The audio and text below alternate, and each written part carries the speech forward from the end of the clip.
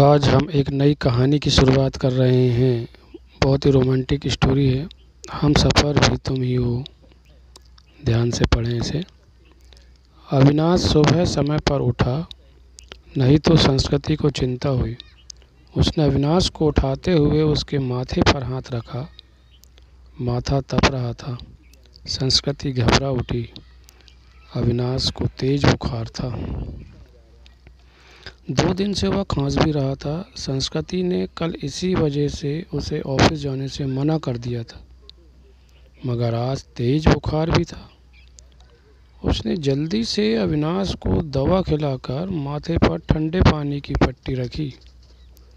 संस्कृति और अविनाश की शादी को अभी ज़्यादा वक्त नहीं गुजरा था। 2 साल ही हुए थे। पिछले साल तक सास ससुर साथ में रहते थे, मगर कोरोना में संस्कृति की जेठानी की मौत हो गई तो सास ससुर बड़े बेटे के पास रहने चले गए। उसके बाद कोरोना का प्रकोप बढ़ता ही गया। पिछले कुछ समय से टीवी चैनल्स पर दिल्ली के अस्पतालों में कोरोना से जूझने वालों की हालत देखकर वह वैसे भी परेशान थी। कहीं वेंटिलेटर नहीं तो कहीं ऑक्सीजन नहीं।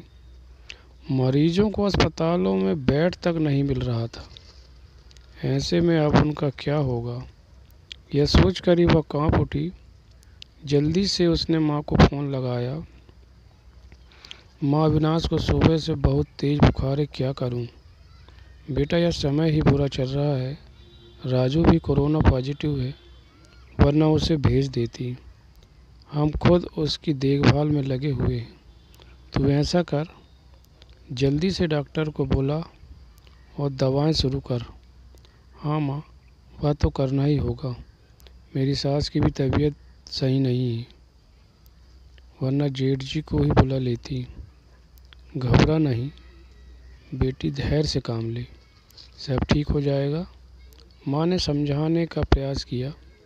संस्कृति ने पति का कोरोना टेस्ट कराया। तब तक फैमिली डॉक्टर से पूछकर दवाएं भी देती रही। इस बीच अविनाश की हालत ज़्यादा ख़राब होने लगी तो वह उसे लेकर अस्पताल भागी। इसके आगे की कहानी हम सेकंड पार्ट में सुनेंगे। कृपया आप इस कहानी को पूरा सुने, पढ़ें। बहुत ही रोमांटिक और बहुत ही अच्छी कहानी है जो मन को सुकून देती है।